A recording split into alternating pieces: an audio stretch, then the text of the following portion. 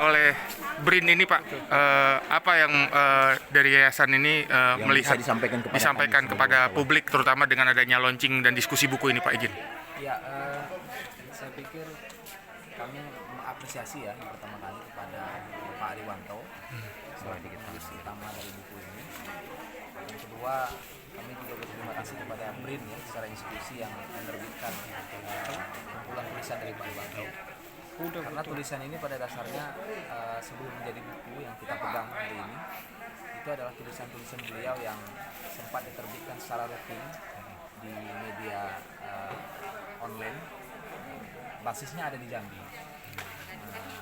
Media online ini memberi ruang yang sangat lebar bagi para peneliti, para penulis untuk mengeksplorasi lah ya gagasan, pikiran berkaitan dengan isu-isu aktual yang terjadi di tanah air. Nah, beliau kami bersyukur dan juga disambut oleh partner saya ini, Bang Muslimin, selaku pondok Bajang Lako, untuk memberi ruang yang seluas-luasnya bagi opini, artikel, esai, apapun temanya, sekalipun kami basisnya di Jambi, tapi terbuka terhadap isu apa aja yang terjadi di tanah air. Nah, kebetulan beliau konsentrasi untuk menulis tokoh yang punya latar belakang sebagai peneliti, sekaligus menulis dan sekaligus bergerak. Artinya tidak hanya meneliti dan menulis, tapi dia juga mengadvokasi isu-isu yang menjadi perhatian dari setiap tokoh yang diangkat. Nah, kita bisa lihat tokoh yang diangkat itu adalah tokoh yang hampir dalam sepak terjang intelektualnya itu terlibat di dalam isu-isu yang merepresentasikan dari ketokohan maupun keberpihakan mereka terhadap isu-isu tertentu. Misal isu hukum, ada siapa namanya, Direktur LBH sekarang udah ada Asmawati ya. Nah, kemudian yang tadi disinggung oleh Pak Riwanto ada Bu Karlina Supali, tokoh perempuan yang kita pernah kenal di masa awal reformasi.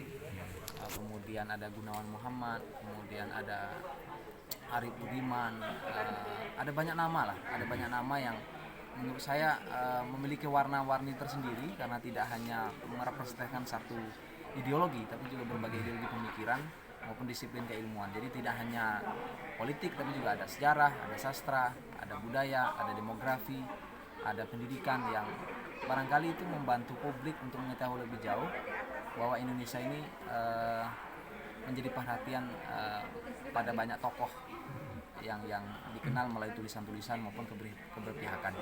Itu yang mungkin bisa kami sampaikan. Jadi kami secara kelembagaan Kajang Lako berterima kasih kepada BRIN, berterima kasih kepada penulisnya, sehingga buku yang biasanya terbit secara rutin hari ini sudah dikumpulkan menjadi satu buku utuh dan bisa dibaca masyarakat luas. Pak Muslimin, izin nih terkait buku ini Pak yang sudah ditulis dan diterbitkan oleh Yayasan Bajang Lako ini Pak. Bapak melihat kan tadi disebutkan bahwasanya itu menyatakan bahwasanya Indonesia memiliki berbagai macam tokoh yang memiliki pandangan-pandangan atau ideologis. Nah, Bapak melihat bagaimana menyatukan dalam suatu buku seperti yang dihadirkan pada hari ini di BRIN ini, di launching di BRIN ini dan juga diskusi bukunya. Bapak melihat seperti apa, Pak? Maksudnya pola pemikiran terutama para tokoh-tokoh tersebut. Kalau dari sisi penulisan yang sudah dituliskan oleh penerbit dan juga penulis bukunya Pak Izin.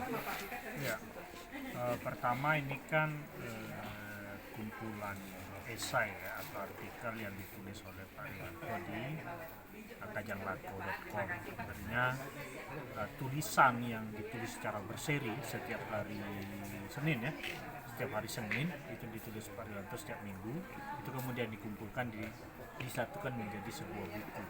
Jadi sebenarnya ini tulisan yang tidak hanya ditulis dalam sebulan 2 bulan yang lalu, tapi ada tulisan yang setahun yang lalu kemudian dikumpulkan menjadi sebuah buku. Nah, yang kedua, buku ini diterbitkan oleh BRIN. Jadi buku ini diterbitkan BRIN yang tadi sumbernya dari kajanglako.com yang merupakan tulisan Riwanto.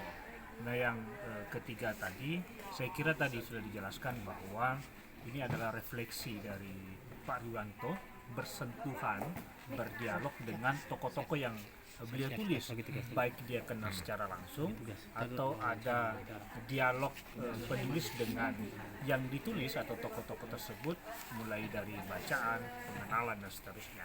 Jadi tentu kaya karena tadi banyak sekali tokoh yang banyak tokoh yang ditulis oleh Pak Riwanto tidak hanya dari satu sisi pengetahuan atau satu ideologi, ada sejarawan, ada sastrawan, ada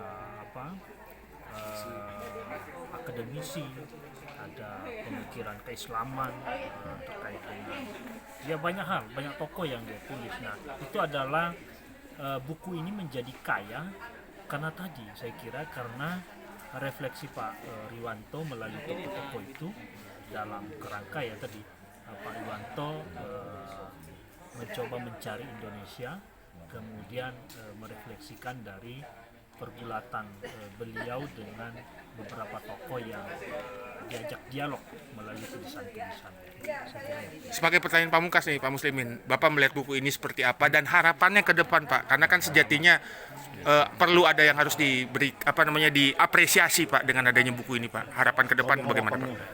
Ya tentu buku-buku seperti ini harus semakin banyak lagi, dan harapan kami dari Kajang Lako tentu kepada Pak Riwanto tidak berhenti menulis, termasuk di Kajang Lako terus menulis sampai saat ini juga alhamdulillah beliau tetap menulis, sehingga pemikiran beliau atau refleksi beliau dengan tokoh-tokoh yang diajaknya dialog itu juga bisa dibaca terutama oleh kalangan akademisi, dan tentunya adalah kalangan anak muda. Itu juga disampaikan sebenarnya dalam buku itu, bagaimana buku ini juga menjadi referensi bagi anak-anak muda mengenal tokoh-tokoh baik yang sudah tiada maupun yang banyak sekali tokoh-tokoh yang ditulis bahkan masih hidup dan sangat penting.